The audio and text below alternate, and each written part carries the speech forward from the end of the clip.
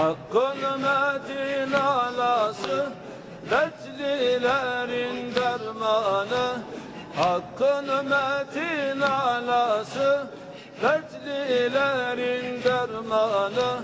İki cihan sultanı, la ilahe illallah.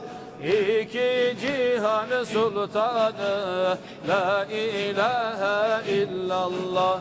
La ilahe illallah, la ilahe illallah.